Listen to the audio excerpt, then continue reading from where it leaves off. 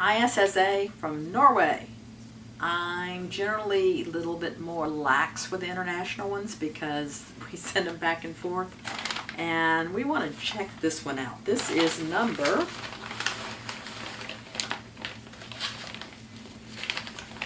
see what number it is.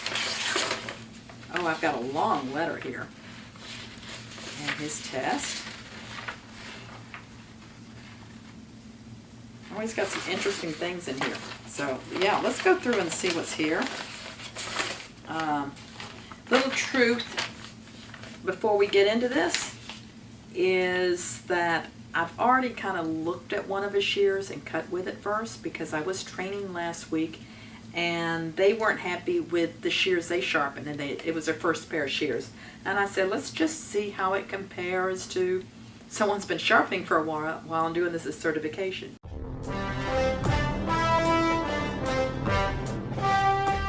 This is number 28623, and his questions on his written test on one of these, he gave me a big explanation. One of the questions I ask is, what is the optimum angle for a convex shear to cut sharp without pushing?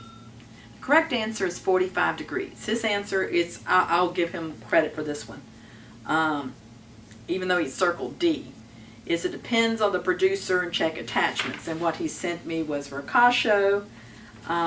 They're saying that their convex is 40 degrees. Semi-convex is 45 and conventional is 50. That's off their website. And then he's got the Jaguar Sharpening Guide, which shows their black and their gold are 55, 51, 55, and then their silver is 35, 40. And then this is from the Joel website, and it says it's a 45, sword edge is 45 degrees, their convex is 35, and their concave, what they call concave, it's what I would call a semi-convex, is a 40 degree angle. So it was kind of interesting that things he got off the website. Now the reason I say 45, and that this might be a good explanation of it, is the best angle for push and for sharpness. It's a compromise angle. The geometry of a 45 degree angle, if I'm here, it's gonna, if I'm too far here, it pushes. Too much this way, I can't cut. Have you ever used if you're cutting with a knife, if you cut straight into something, it's not as sharp as if you're angling it. So you want to angle a little bit to be sharp, but if you angle too much, it slides. Does that make sense? So by the physics and the geometry of it, the 45 degree angle would be the, I'm going to call it compromise angle. Because if you're wanting a shear that errs on the side of less pushing the hair, you might want to go to something blunter. If you want to err, and I hate to use the word err, but if you want a shear that is going to slice through the hair more for slide cutting, slithering, this type of thing, if it's a groomer for finishing the dogs, you might have it a little bit at a steeper angle than the 45. So, but 45, even though different shears are going to have different angles, and I think I've explained this enough, that angle coming at a 45, not straight up, not all the way down, but in between, is going to be the best for not pushing and for cutting.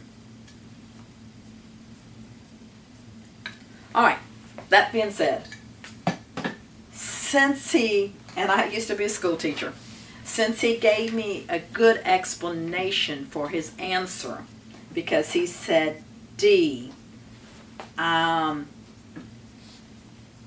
if I had said the optimum angle for a convex edge shear to cut sharp, and hadn't have said without pushing, but you know, that's a matter of opinion, so I'm going to give him that answer.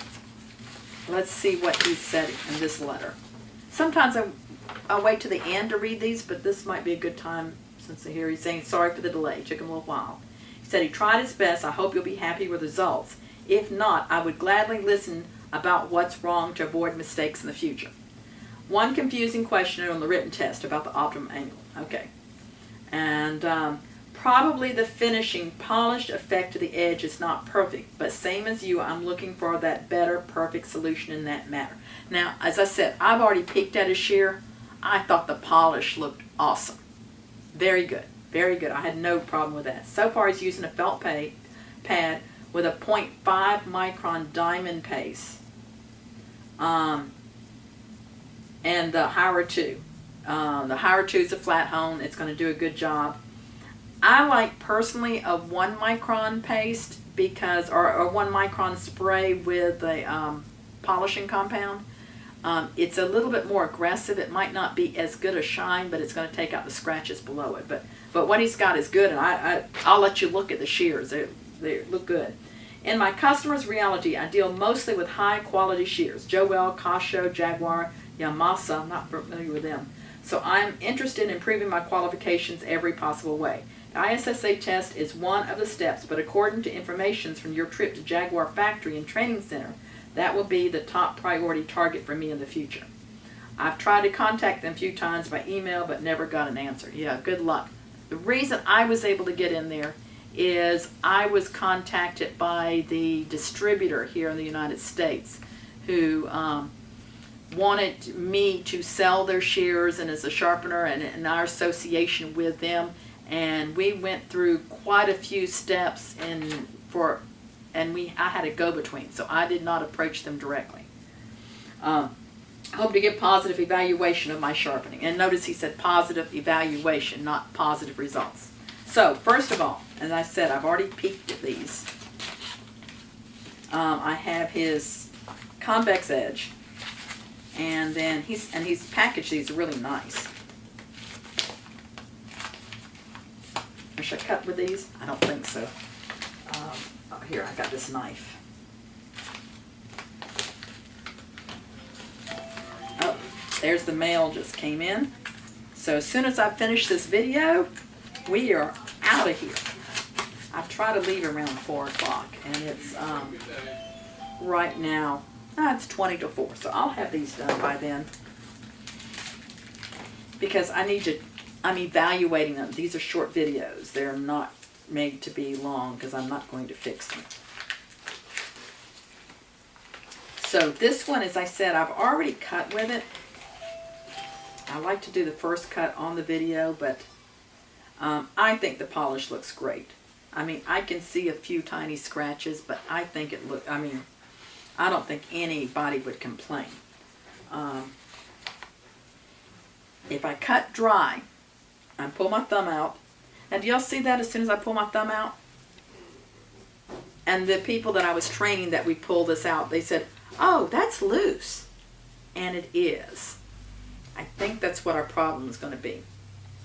So I'm cutting dry. I'm going to pull my thumb out, least pressure possible, closing slow, and it cuts dry fine. Now let's see how it cuts wet. And I probably have already spoiled the suspense for you because I kind of hinted that I have a problem with the wet.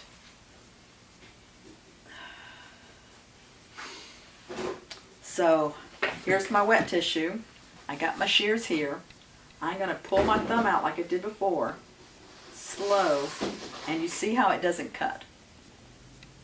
Now, I haven't tried this, but I think this will work. I think all I have to do is click this.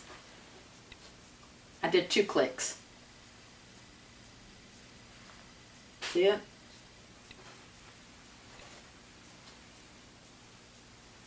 Still wet. Pressure out. Cuts perfect.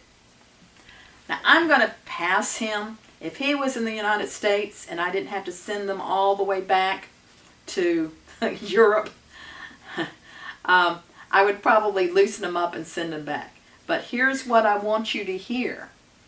That tension. I talk about T, tension edge alignment. tension is so key. And the other reason you want to make sure they're a little bit on the tight side. Now, when you see the charts, and I think he goes to all the websites, most of the websites will say that should be adjusted to where it falls a little bit in here. But in reality, that will loosen up as they cut with it. So you want it on the tight side. And you see how that it moves a little bit here? One of the people I trained with was from Korea, and I asked him how to adjust it. And he said that he would hold it in his hand like this and flick it with his thumb, and when it felt right, that was the right tension.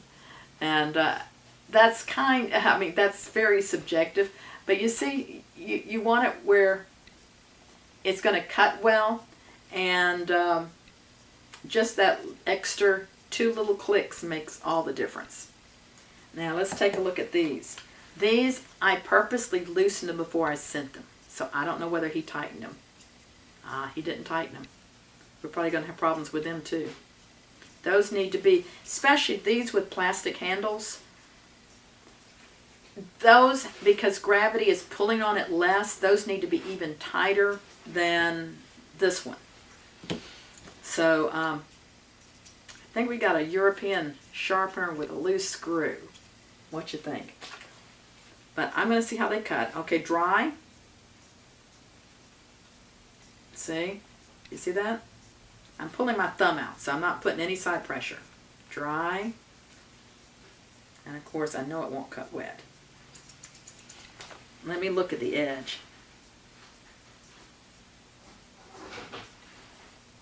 Yeah, just like the other ones. They look perfect. Now I'm going to tighten the screw and see if that fixes it.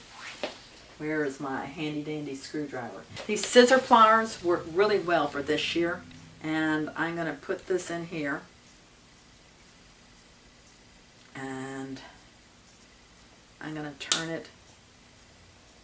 So if this was a clock, I would have turned it about maybe 8 minutes. Not 8 minutes in time, but 8 minutes on the dial. My favorite story to tell is about the hairstylist. I told her to turn her screw on her shears for like 5 minutes.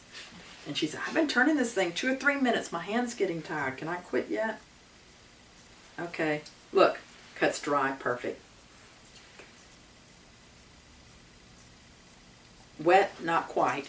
But I still think these are a little bit loose. Let's tighten it a little bit more.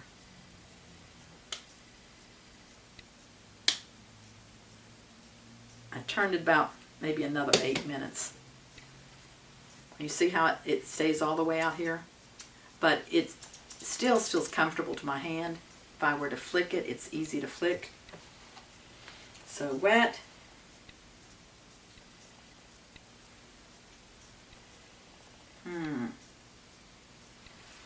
Not perfect. Let's see if I put pressure on it. Yeah, if I put a little extra pressure on it, it cuts. So,